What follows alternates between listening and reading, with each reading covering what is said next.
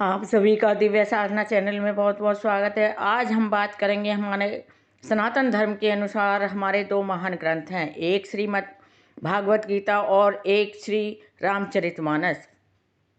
ये दोनों ग्रंथ हिंदू ग्रंथों में बहुत ही विशेष महत्व रखते हैं। आजकल हम श्रीमद् भागवत गीता के 18 अध्याय हैं जिनके श्लोकों की व्याख्या हम सरल और आसान शब्दों में कर रहे हैं।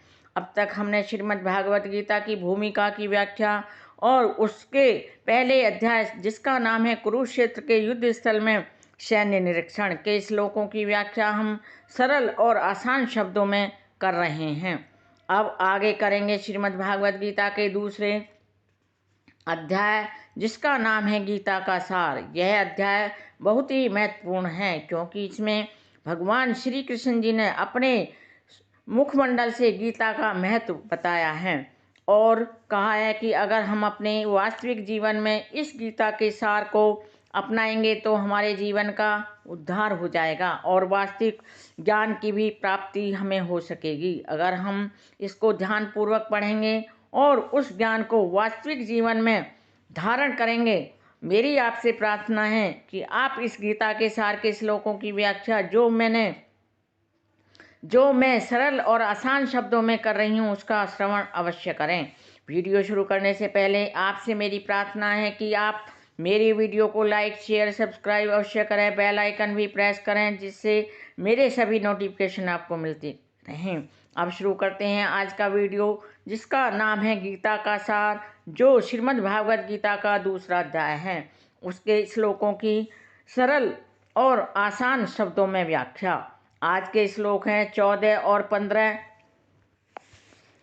मात्रा स्पर्शः तुः कौन्तेय शीत उष्ण सुख दुख दाह आगम अपायनः अनित्यः तान् तितिषु भारत। यहाँ पर श्री कृष्ण जी अर्जुन से कहते हैं, हे कुंती पुत्र, सुख तथा दुख का क्षणिक उदय तथा कालक्रम में उनका अंतर्धान होना सर्दी गर्मी की ऋतुओं के आने जाने के समान होता है।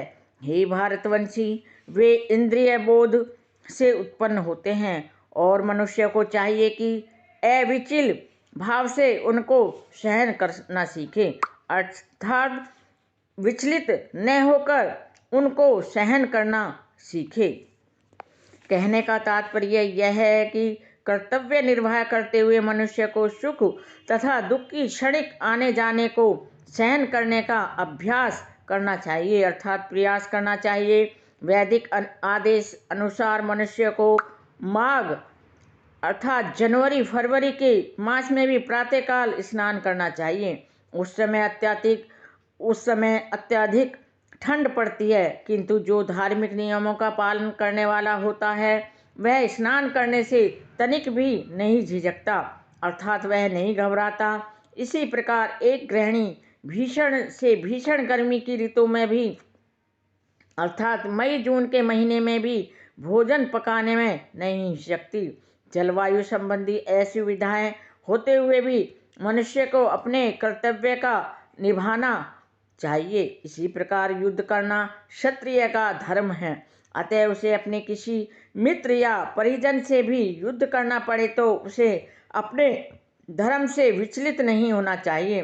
मनुष्य को ज्ञान प्राप्त करने के लिए धर्म के विधि विधान का पालन करने होते हैं, क्योंकि ज्ञान तथा भक्ति से ही मनुष्य अपने आप को माया के बंधन से छुड़ा सकता है। अर्जुन को जिन दो नामों से संबोधित किया गया है वे भी बहुत महत्वपूर्ण हैं। कौन्तेय कहकर संबोधित करने से यह प्रकट होता है कि वह अपनी माता की ओर से संबंधित है और भारत कहने से उसके पिता की ओर से अर्थात पितृकुल से संबंध प्रकट होता है। दोनों ओर से उसको महान विरासत प्राप्त हुई है। महान विरासत प्राप्त होने के फलस्वरूप उसे कर्तव्य निर्वाह का उत्तरदायित्व भी उस पर आन पड़ता है। अतः अर्जुन युद्ध से विमुख नहीं हो सकता, अर्थात अर्जुन को तो युद्ध करना ही होगा। यम ही न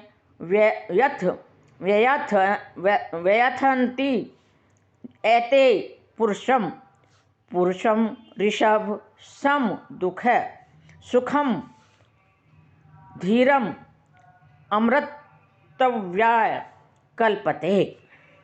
यहाँ श्री कृष्ण जी कहते हैं, हे पुरुष श्रेष्ठ अर्जुन, जो पुरुष सुख और दुख में विचलित नहीं होता, अर्थात नहीं घबराता और इन दोनों में अर्थात सुख में भी और दुख में भी समभाव में रहता है, वह निश्चित रूप से मुक्ति के योग्य होता है। यहाँ कहने का तात्पर्य यह है कि जो व्यक्ति आत्म साक्षात्कार की उच्च अवस्था को प्राप्त करने के लिए दृढ़ प्रतिज्ञ है और सुख तथा दुख के प्रहारों को समभाव से सह सकता है, वह निश्चय ही मुक्ति के योग्य होता है। वर्णाश्रम धर्म में चौथी अवस्था अर्थात संन्यास आश्रम कष्ट साध्य अवस्था है, किंतु जो अपने जीवन को सचमुच पूर्ण बनाना चाहता है, वह समस्त कठिनाइयों के होते हुए भी संन्यास आश्रम अवश्य ग्रहण करता है।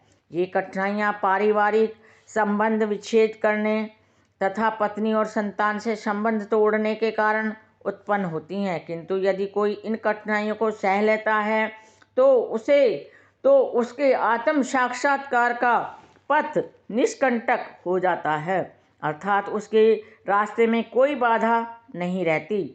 अतः अर्जुन को क्षत्रिय धर्म निर्वाह में दृढ़ रहने के लिए कहा जा रहा है। भले ही स्वजनों या अन्य प्रिय व्यक्तियों के साथ युद्ध करना कितना ही दुष्कर क्यों न हो, भगवान चैतन्य ने 24 वर्ष की अवस्था में ही संन्यास ग्रहण कर लिया था। यद्यपि उन पर आश्रित उनकी तरुण पत्नी और वृद्धा माँ की देखभाल करने वाला कोई भी नहीं था, तो भी उच्चादर्श के लिए उन्होंने संन्यास ग्रहण किया और अपने कर्तव्य पालन में स्थिर बने रहे।